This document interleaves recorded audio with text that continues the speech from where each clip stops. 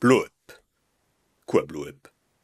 On a pensé qu'il était bon de rappeler périodiquement que si Blow Up, le web magazine d'Arte consacré à l'actualité du cinéma ou presque, s'appelait Blow Up, c'était en souvenir d'un film fameux des années 60. Et nous nous sommes dit, tiens, si dans Blow Up le magazine, on passait à la moulinette Blow Up le film, à la moulinette de ces logiciels d'intelligence artificielle qui prennent petit à petit le pouvoir.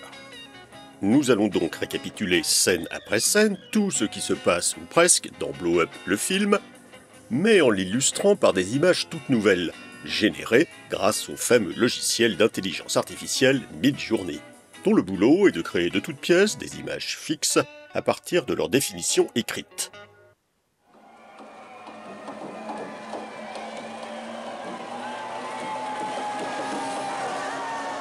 Et ça a donné ce qui suit. Et attention, il y a du spoiler à gogo. Alors, Blow Up, le film, commence avec une troupe de mimes agités et bruyants qui se promènent à travers Londres en jeep.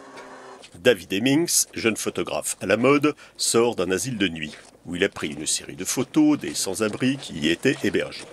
Le jeune photographe arrive en retard à sa séance avec le mannequin allemand Verouchka, mais ça ne l'émeut pas plus que ça, parce qu'il est plutôt brutal et désagréable. Et comme on est encore loin de l'époque MeToo, on le voit traiter ses modèles féminins comme on ne le montrerait plus maintenant.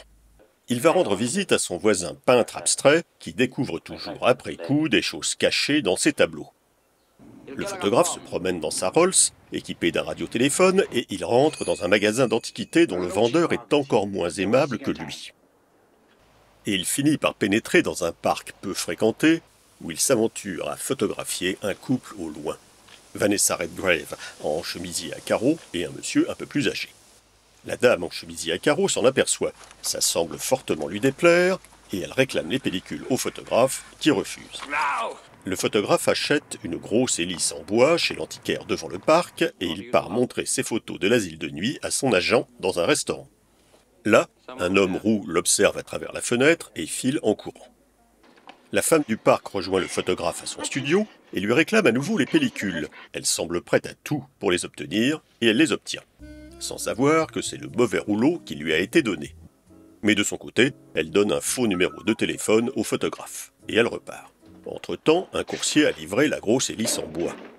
Le photographe décide d'agrandir les images du parc, et d'agrandissement en agrandissement, blow up en anglais, il se demande s'il n'a pas été témoin d'un meurtre. Il lui semble bien apercevoir un revolver et même un cadavre.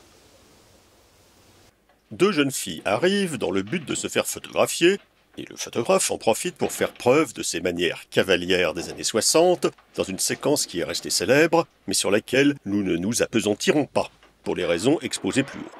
L'aimable photographe vire les deux filles et repart voir ce qu'il en est dans le parc. Il fait nuit, et en effet, bingo, le cadavre de l'homme aperçu plus tôt est là, caché derrière un buisson. Le photographe va voir son voisin peintre, mais finalement décide de ne pas le déranger. Il rentre au studio et constate qu'il a été cambriolé. Les agrandissements ont disparu. La copine du peintre, jouée par Sarah Miles, vient rendre visite au photographe. Mais même après avoir revu le film récemment, on ne se souvient plus trop pourquoi. Le photographe repart dans Londres avec sa Rolls, et sur Regent Street, il aperçoit la femme au chemisier à carreaux devant la vitrine d'un marchand d'adoucisseurs d'eau. Il perd sa trace, et il se retrouve dans un club de rock où jouent les Yardbirds devant une foule enthousiaste. C'est une des rares occasions de voir les Yardbirds avec à la fois Jimmy Page et Jeff Beck, qui casse sa guitare et en jette le manche dans la foule. Le photographe sort du club et retrouve son agent dans une fête arrosée, enfumée et disons désinhibée. Il s'endort. Le matin, il repart vers le parc et, surprise, le cadavre a disparu. Les mimes en jeep du début apparaissent, ils entament une partie de tennis sans balle, et le photographe se retrouve tout seul au milieu de l'herbe, voilà, c'est fini. C'était donc Blow Up, version image générée par Midjourney. Ah, mais peut-être ne vous souveniez-vous pas de tous les détails du Blow Up original. Eh bien, pour vous aider, on va donc recommencer notre résumé, mais illustré cette fois par les images du vrai Blow Up, le film. Alors, Blow Up, le film, commence avec une troupe de mimes agités et bruyants qui se promènent à travers Londres en jeep. David Hemmings, jeune photographe à la mode, sort d'un asile de nuit, où il a pris une série de photos des sans-abri qui y étaient hébergés. Le jeune photographe arrive en retard à sa séance avec le mannequin allemand Verouchka. Mais ça ne l'émeut pas plus que ça, parce qu'il est plutôt brutal et désagréable. Et comme on est encore loin de l'époque MeToo, on le voit traiter ses modèles féminins comme on ne le montrerait plus maintenant. Il va rendre visite à son voisin peintre abstrait, qui découvre toujours après coup des choses cachées dans ses tableaux. Le photographe se promène dans sa Rolls, équipé d'un radiotéléphone, et il rentre dans un magasin d'antiquités dont le vendeur est encore moins aimable que lui. Et il finit par pénétrer dans un parc peu fréquenté, où il s'aventure à photographier un couple au loin. Vanessa Redgrave en chemisier à carreaux et un monsieur un peu plus âgé. La dame en chemisier à carreaux s'en aperçoit, ça semble fortement lui déplaire, et elle réclame les pellicules au photographe, qui refuse. Le photographe achète une grosse hélice en bois chez l'antiquaire devant le parc, et il part montrer ses photos de l'asile de nuit à son agent dans un restaurant. Là, un homme roux l'observe à travers la fenêtre et file en courant. La femme du parc rejoint le photographe à son studio et lui réclame à nouveau les pellicules. Elle semble prête à tout pour les obtenir, et elle les obtient, sans savoir que c'est le mauvais rouleau qui lui a été donné. Mais de son côté, elle donne un faux numéro de téléphone au photographe, et elle repart. Entre-temps, un coursier a livré la grosse hélice en bois. Le photographe décide d'agrandir les images du parc, et d'agrandissement en agrandissement, blow-up en anglais, il se demande s'il n'a pas été témoin d'un meurtre. Il lui semble bien apercevoir un revolver et même un cadavre. Deux jeunes filles arrivent dans le but de se faire photographier, et le photographe en profite pour faire preuve de ses manières cavalières des années 60, dans une séquence qui est restée célèbre, mais sur laquelle nous ne nous appesantirons pas, pour les raisons exposées plus haut. L'aimable photographe vire les deux filles et repart voir ce qu'il en est dans le parc. Il fait nuit, et en effet, bingo, le cadavre de l'homme aperçu plus tôt est là, caché derrière un buisson. Le photographe va voir son voisin peintre, mais finalement décide de ne pas le déranger. Il rentre au studio et constate qu'il a été cambriolé. Les agrandissements ont disparu. La copine du peintre, jouée par Sarah Miles, vient rendre visite au photographe. Mais même après avoir revu le film récemment, on ne se souvient plus trop pourquoi. Le photographe repart dans Londres avec sa Rolls, et sur Regent Street, il aperçoit la femme au chemisier à carreaux devant la vitrine d'un marchand d'adoucisseurs d'eau. Il perd sa trace, et il se retrouve dans un club de rock où jouent les Yardbirds devant une foule enthousiaste. C'est une des rares occasions de voir les Yardbirds avec à la fois Jimmy Page et Jeff Beck, qui casse sa guitare et en jette le manche dans la foule.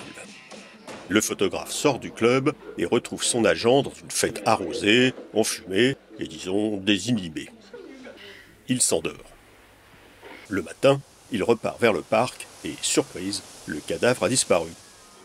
Les mimes en jeep du début apparaissent, ils entament une partie de tennis sans balle, et le photographe se retrouve tout seul au milieu de l'herbe, voilà, c'est fini.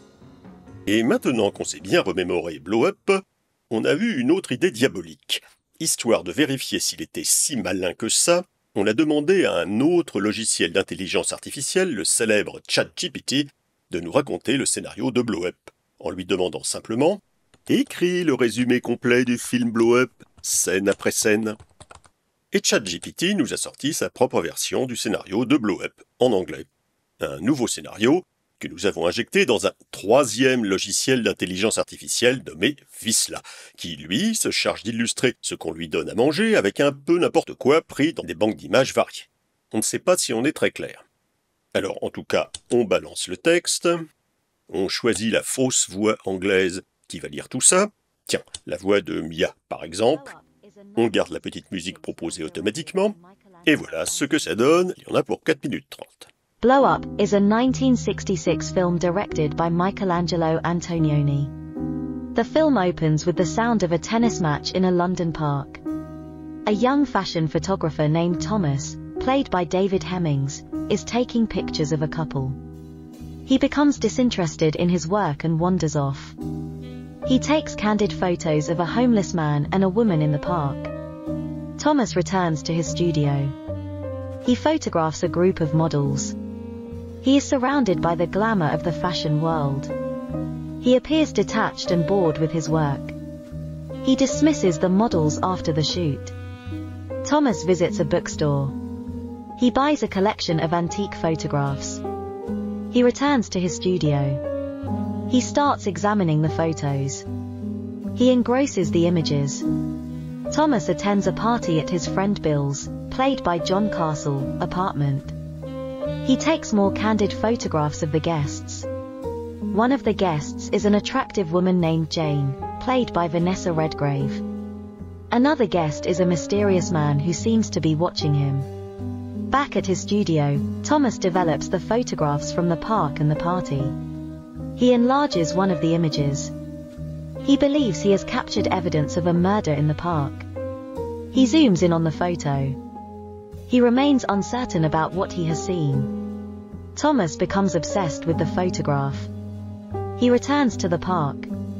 He's searching for clues.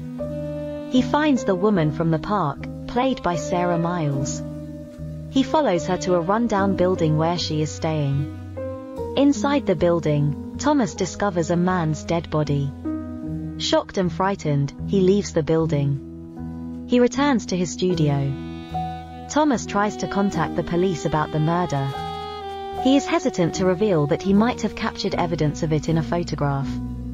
He becomes increasingly paranoid. Jane visits Thomas at his studio. She's trying to retrieve the photos he took of her at the party. She flirts with him. They engage in a sensual and enigmatic conversation. Thomas visits a group of mimes in a nearby park. He becomes involved in their imaginary tennis match. He hits an imaginary ball back and forth. This scene reflects his growing detachment from reality. Thomas returns to the park where he originally took the photographs. He meets a group of young people playing a game of tennis. He joins the game. He becomes frustrated by their lack of intensity and commitment to the sport. Thomas returns to the building where he found the dead body. The building is now empty. The body is gone. He realizes that the murder scene has been cleaned up, and there is no evidence left. Thomas attends a performance of the Yardbirds at a club. The band's performance is loud and chaotic. The crowd becomes unruly. Thomas climbs onto the stage.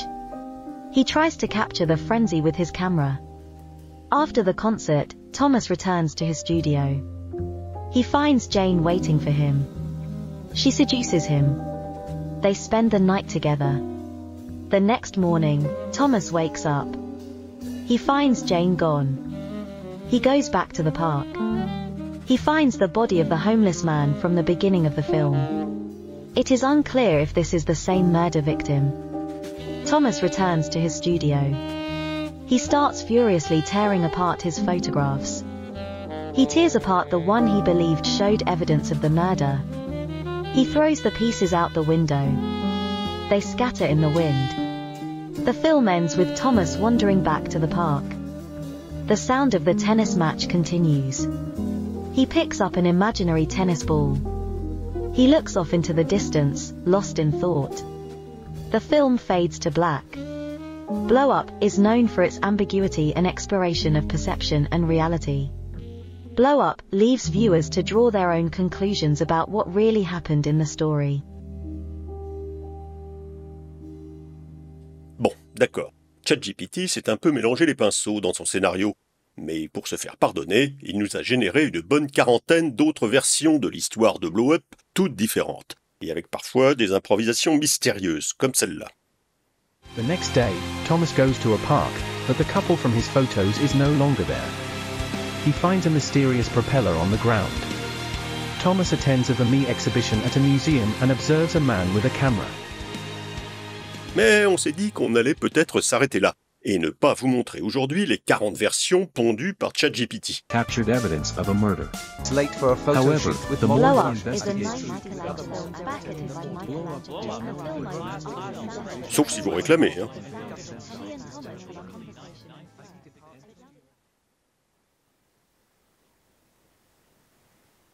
Non ? Personne ne réclame ?